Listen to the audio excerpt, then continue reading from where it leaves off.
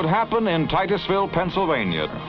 The story begins with the arrival of Colonel Edwin Drake to inspect a strange spring that bubbled oil. We're standing just feet away from the original production oil well, drilled by Colonel Edwin L. Drake. Basically, it was the very first time that man could get oil out of the ground in any kind of amount. This is Titusville's motto: welcome to the valley that changed the world. Our tagline is, the birthplace of the oil industry. If you look at the first census, there were maybe 200 people. Then the oil boom hit, and this place exploded. We had thousands of people pouring into the oil region, and they started punching holes in the ground everywhere, and I mean everywhere.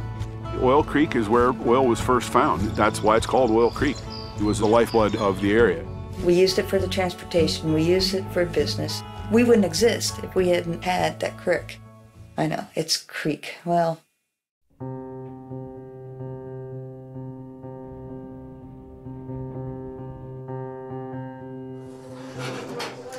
Vehicles, electrolysis, and several other things that we're going to be studying here in the near future.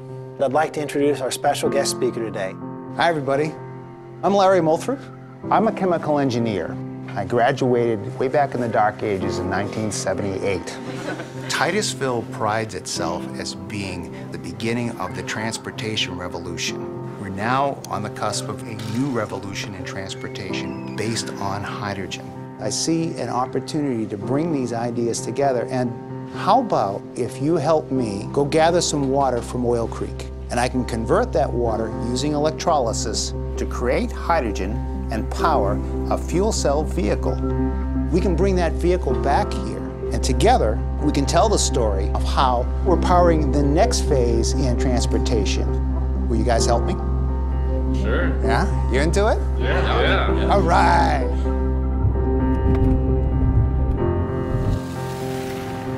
As you can see today, hydrogen is everywhere. Before we had drilled for oil here in Titusville, Native Americans would skim oil off the top of the water. I thought it was pretty cool that we're actually coming back to Oil Creek and we're just taking the water out. With the water we collected, 150 gallons worth, that's enough to electrolyze and fill over a dozen Toyota Mirais.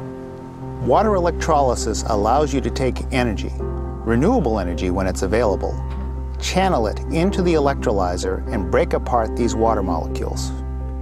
You now have potential energy in the form of gaseous hydrogen. So put that into a Mirai, combine it with oxygen from the atmosphere, and now you can power the vehicle.